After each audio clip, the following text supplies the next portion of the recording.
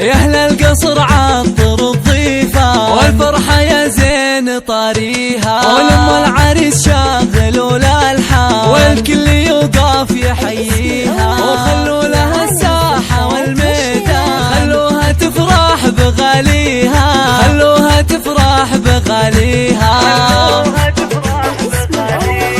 الأم خالد اكتبوا القيفة وهلوها والله يهنيها، بنت الفخر نجمة الأكوان بالحسن ما حد يجاريها، قدر أم خالد شانه شان وبالجود تسخى يديها، وبالجود تسخى يديها.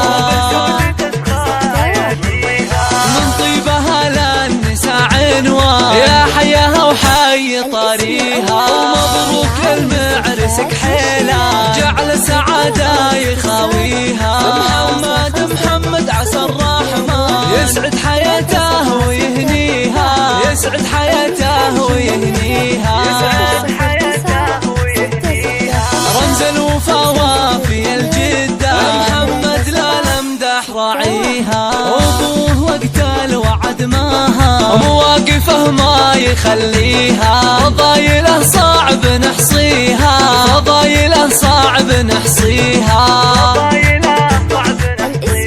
اخوان محمد عزاز الشام روس المراجل واهاليها، وخواتها اللول والمرجان كل الحلا منها وفيها، سلايل العز وهالشجعان روس المراجل تعاليها، امجاده من قديم ازمان تاريخ يحكي مراسيها، تاريخ يحكي مراسيها.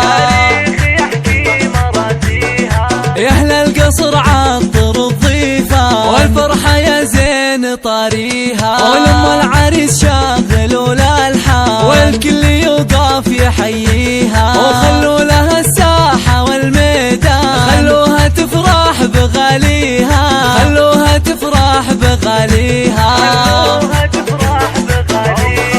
الأم خالد اكتبوا القيفة وهلوها والله يهنيها، بنت الفخر نجمة الأكوان بالحسن ما حد يجاريها، قدر أم خالد شانه شان وبالجود تسخى يديها، وبالجود تسخى يديها. من طيبها للنساء عنوان يا حياها وحي طريها، ومبروك للمعرس كحيلة جعل سعادة يخاويها. محمد عسى الرحمن يسعد حياته ويهنيها، يسعد حياته ويهنيها،